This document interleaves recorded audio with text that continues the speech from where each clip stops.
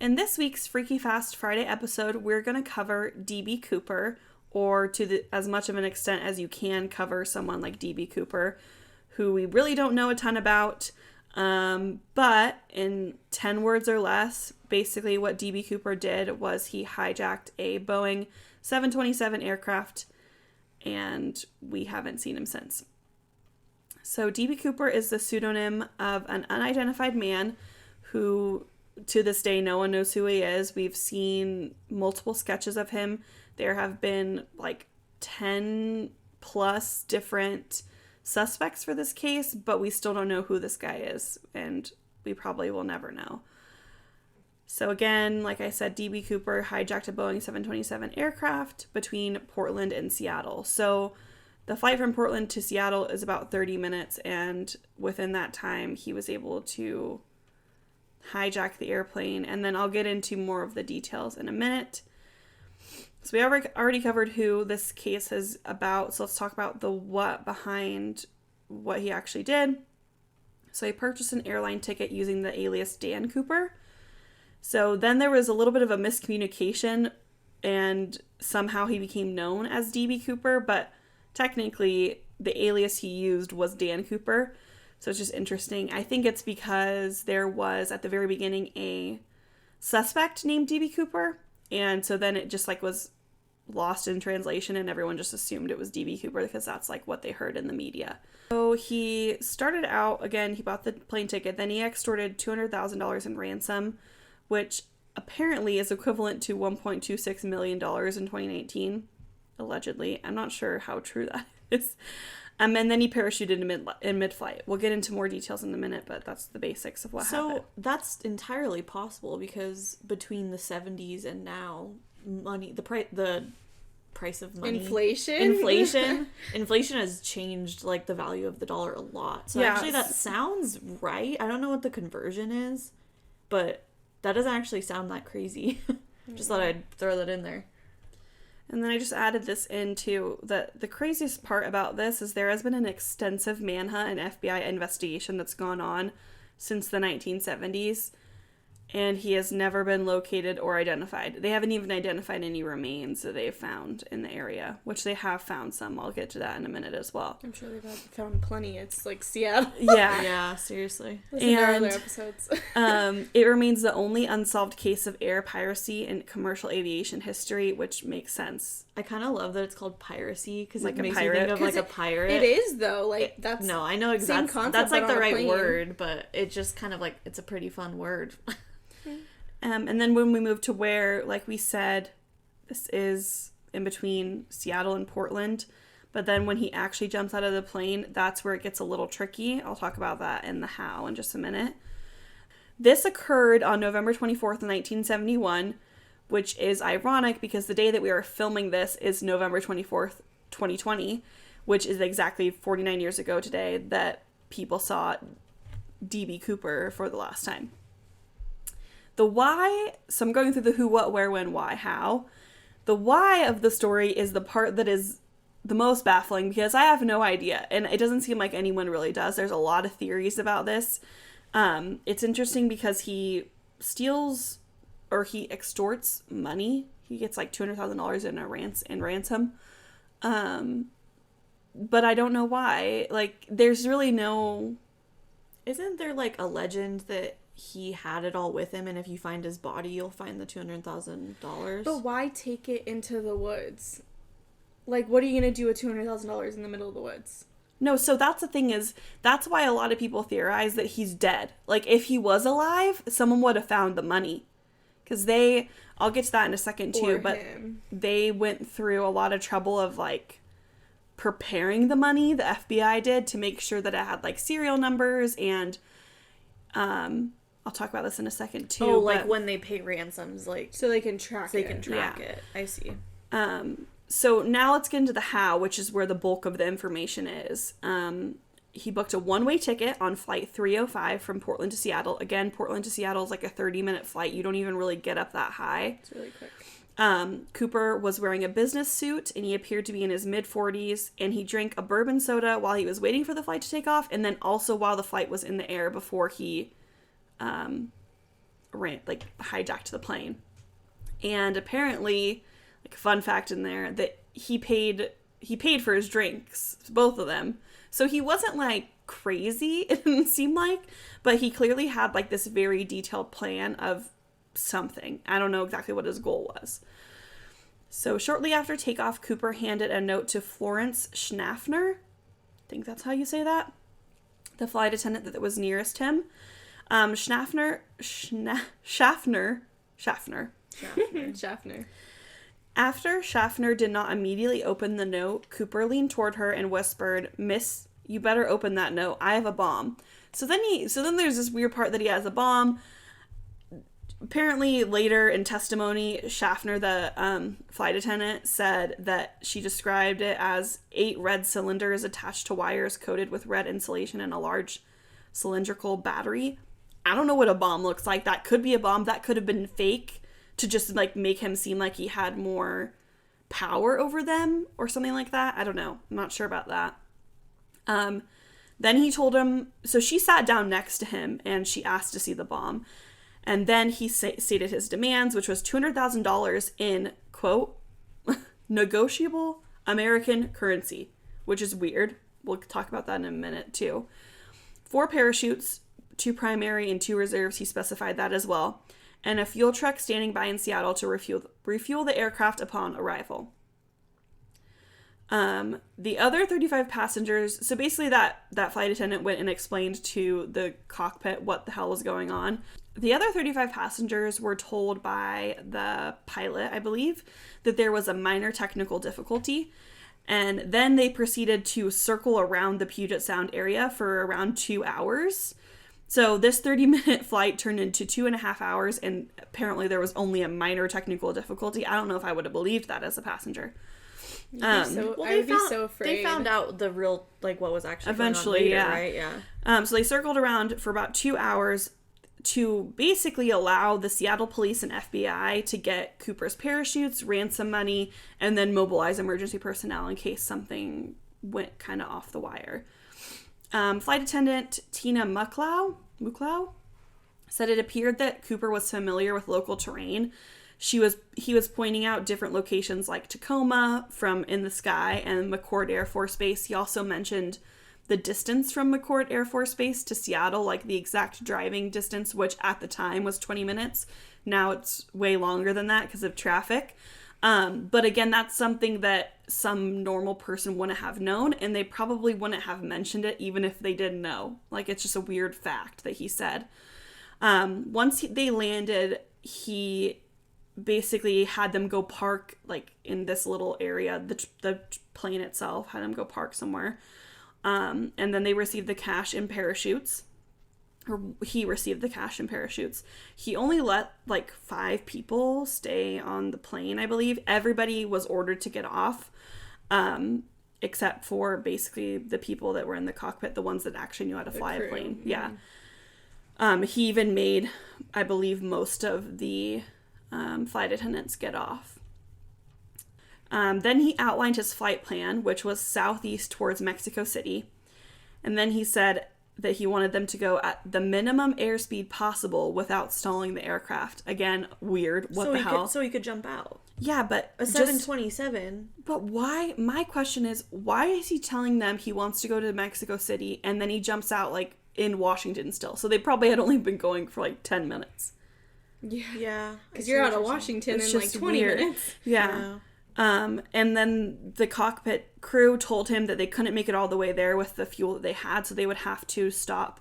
And they decided on Reno as the refueling point. 5 planes in total started trailing the hijacked plane. So there was some, like, above and below him, basically anywhere that they could be without D.B. Cooper seeing them. However, no one saw him jump or could pinpoint anywhere where he could have landed from the plane, which is crazy because allegedly they were watching him closely. Sometime between 8 p.m. and 10:15 p.m., Cooper parachuted into the abyss. Again, they don't know where he went. And I say sometime between 8 p.m. and 10:15 p.m. because there's a lot of information that leads you to believe that basically there was, like, a light flashing and to suggest that the stairs had been deployed. like the airlift stairs. Oh, I see. And that was it. It was concluded through a recreation experiment that 8:13 was most likely the jump time, and then by that time, by knowing that time, they were able to see where they would be flying over. And so at that moment, the aircraft was flying over Lewis River in southwestern Washington, and they believe that there was a heavy rainstorm at the time. So they later did find out that this was probably false, and the actual drop zone was probably in the drainage area of the Washougal River. Washougal? I think it's Washougal. Washougal, whatever. River, which was southeast of where they originally thought he had fallen.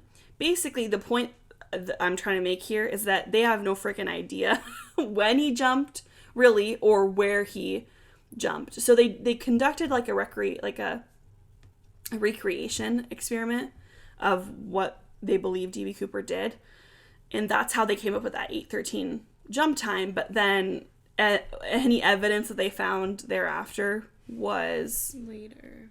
But it's weird because they wouldn't have even been on the plane for 2 hours. So 8:15 to 10:15 is like a really big gap. No, they would have if they were actually flying all the way to Mexico City.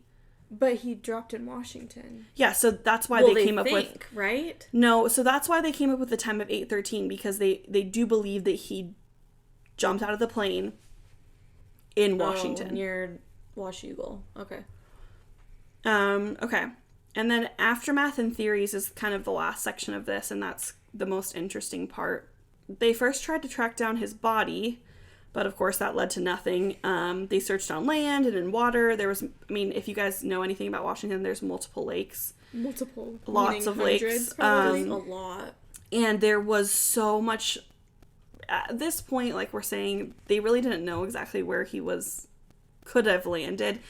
And side note, the experiment that they ran was like, basically they pushed this 200-pound thing out of an airplane and just like hoped that it would land somewhere and they would be able to see. That's not gonna land like anywhere near and they don't know exactly. Yeah, no, it's the surface area. I mean, I guess it's probably like the closest thing they could get though. But I'm surprised they didn't try having like an actual person jump out. But rate of fall has more to do with surface area than it does weight. Oh, see, I'm not smart. Physics, duh. That's like one of the few things I learned in physics. I got like a D in physics, so. Oh.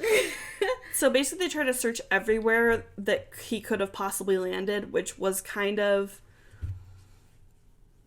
the only thing that they could do, but it was also kind of stupid because he could have been anywhere, really. Also, a lot of these places are heavily wooded, especially in 1971, which was like way before now, obviously, and so less population, less areas with like lots of buildings and things.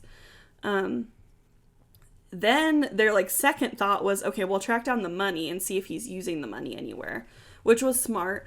There were several near matches, but no genuine bills that they found. It's also him using the 70s, so like, how good is their tracking of that, really? So true. I tried to read about that, but it was kind of confusing, so I didn't really. It's probably like pretty complicated how they do it. Every bill has serial numbers, and this man was very smart, and he did not want to get caught, and so he told them, allegedly, when he was telling them what kind of money he wanted, that he didn't want them in like successive serial numbers so that he would not be caught. So if he like spent one, it wouldn't be anyway. In 2016 the FBI announced that they were suspending the active investigation, so that was just a few years ago. So it was going on for a really long time, but they were like, well, it was technically an open investigation. So there are a few pieces of evidence. There's technically only 2 pieces of physical evidence that they can actually tie to D.B. Cooper himself. So on the plane, there was a clip-on tie and a tie clip, and there was also filter-tipped Rayleigh cigarette butts on the plane that all matched his DNA. So they have this guy's DNA. That hasn't helped. between 1978 and 2017, there was 3 pieces of evidence found, 2 pieces that were actual physical evidence that they could link to D.B. Cooper, and the other one's kind of just like this random tidbit. In 1978, a placard printed with instructions for lowering the aft stairs was found east of Castle Rock, Washington, which is not really in the same area where they thought that he would have landed. But that is clearly related to him because that's what he did. He's lowered the aft stairs and then jumped off, or fell off, sort of. In 1980, 8-year-old Brian Ingram found 3 packets of ransom cash about 9 miles downstream from Vancouver, Washington, in and around the Columbia River. And all of the packets of ransom cash basically were deteriorated, but you could tell that there was like a rubber band around it. Mm-hmm. And then they were able to tell that that was part of the cash that they had given him. Oh, okay. So it was for sure. It was for sure. Those are the 2 pieces of like for sure physical evidence they have. So we know he landed somewhere around there. Uh-huh. Or went there. Or it fell out. Because there is also, I've seen like a few people theorize that he threw the backpack out, the backpack that had all his money and like his belongings in it, out of the plane and then jumped out. And then in 2017, volunteer investigators believe that they uncovered potential evidence, which appears to be a decades-old parachute strap. And they later found a piece of foam suspected to be a part of Cooper's backpack. So yeah, I believe that that's probably the case, but they can't really connect that to it. Also, just as a side note, he asked for 4 different parachutes, and I think it was because he was trying to throw off the FBI to think that he was going to try to take hostages, like threaten to take hostages, sort of. So, or at least one hostage. I thought you were gonna say he was gonna like drop a parachute, so it looked like there wasn't any evidence of that. Oh, okay. Because they did find, I think they found 1 parachute, or maybe 2 parachutes still on the plane. So he didn't use all the parachutes, and he didn't throw one off. People have theorized that the reason why he asked for 4 was so that he could take a hostage, or he could pretend like he was going to take a hostage. Make it seem like he was. It's weird because there's no, like, strategic reason to take a hostage off the plane, is there? No, because I don't even think this guy survived. I don't think he lived either. Oh, is that, like, the theory that you... So, let me get to the theories now. That's a good segue. One theory is that he did not survive the jump, but we just haven't been able to find his remains, like they got eaten or something. It seems really likely. Very, very, very possible. Very possible. Some believe that he did it just to prove it could be done. It was a really dangerous thing to do. If you guys, I've never been skydiving, but you don't jump out of like a 727 aircraft. You jump out of like a little... And it's not nearly as high. And it's not as high, and it's not going nearly as fast, which is why he told them to go slow. Yeah, because you would be falling for so long if they were at cruising altitude. But again, the weird part about all of that is, why did he tell them, okay, we're going to go to Mexico City, when in his mind the whole time he knew that he was just going to jump out like 20 minutes into the flight? Maybe he didn't.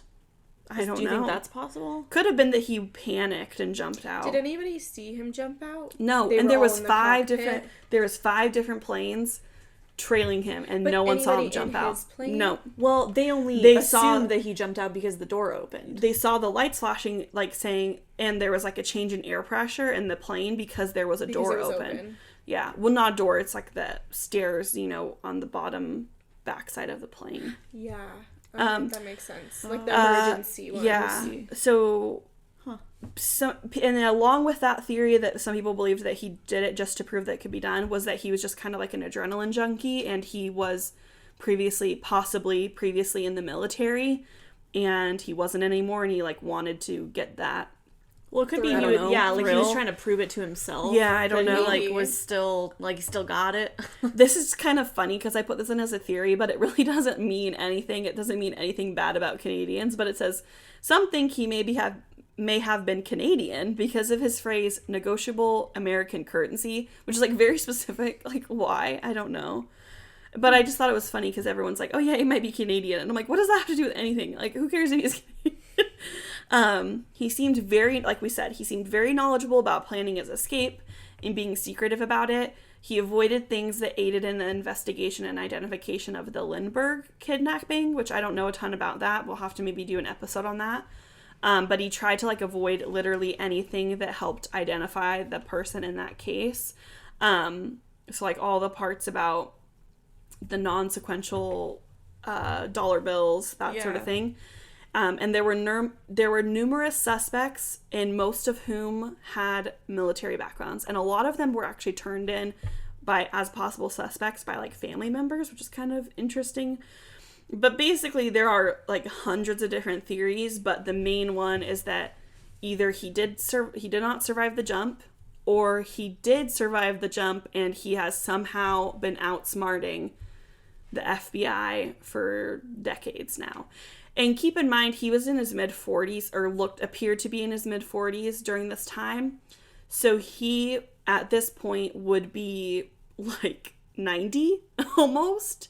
Like, it's been almost 50 years later, so he would be incredibly old. So even if he had survived the jump and he was alive for years and years, he would be incredibly old now and possibly have died. Not because of the jump, but, like, just because of old age. But that's basically all we have on D.B. Cooper. It's kind of a weird story. Do you guys have theories yourself? Well, I was just thinking, what if he, like, landed and lived and, like, went off and, like, ended up somewhere and just, like, started a whole new life? Well, and that is one theory, is that, okay, maybe it's possible that he survived. Like, it's and just he completely outsmarted the FBI and, like, made sure he used the money in certain ways or something. Or there are theories where, like, yes, he threw the money off the plane into certain areas to, like, not make it seem like he ended up in that place, but, like, try to, like, you know what I mean? Sure. Kind of throw people off. And it is worth it to mention that they think that the aft stairs could have been open for, like, almost 2 hours. So he could have, like, been throwing stuff off before and then jumped off. Gotcha. There isn't a ton. There is, like, a lot of information, but none of it really leads to any conclusive. Very interesting. My theory is that he rused us all and he survived and he kept all the money and somehow he has evaded the money getting found. Like, it seems like that's definitely like possible crazy, because he's like every like person that gave testimony about him said that he was, like, incredibly intelligent. Like, he seemed very smart. Well, and I think maybe, like, because the FBI was involved, so I wonder if they were trying to save face by being like, oh, he probably just died. Yeah. Where's all the money if he died? That's what I want to know. And they think that it's very possible that he was, like, ex-military. So that would make sense why especially if he was, like, ex-Air Force, it would make sense why he knew so much about planes and, like, how to jump out safely. Which would lead me to believe that he did survive. When he used the phrase, like, the slowest aircraft velocity possible without stalling the aircraft, like, that, I wouldn't use those words. I mean, I know very little about airplanes, and I know that you do have to, like, go a certain speed. Yeah, but I wouldn't say aircraft velocity. I would say, I see what you're saying. Go as slow as you can without killing us. Yeah. So he was a knowledgeable guy, and I think that, I mean, obviously there's a reason why those are the two most popular theories, is that either he didn't survive the fall or he's outsmarted everybody involved with the case, because and like I was saying, either of those could definitely have been true. I bet the FBI doesn't really want to admit that they just couldn't find him, like, so they're like, he died. And you do kind of have to question, like, if he did die in the jump, why have we never found his remains? Like I said, that's a lot of cash. They did find remains of, like, a body, and immediately everyone was like, oh my gosh, it must be D.B. Cooper, but it was actually, like, a teenage girl who had been kidnapped and murdered. So it's not like they didn't find remains during the time. They just didn't connect them to D.B. Cooper. But I mean, animals don't eat bones, so there would still be some. There would be something.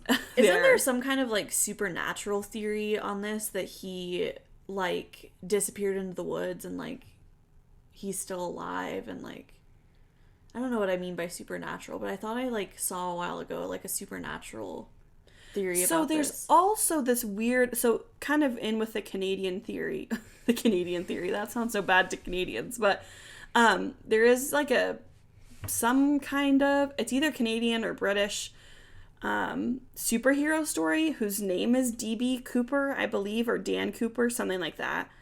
And so some people thought maybe he was like thought he had superpowers, or thought he was like above, I don't know, normal. Well, that would mean he was like in some way delusional, and so maybe he, in that case, didn't survive the jump.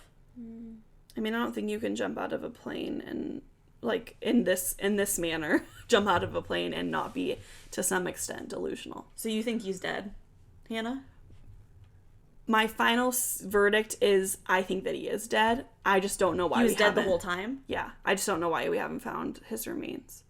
It could be in a body of water. There's a lot of bodies of water. True.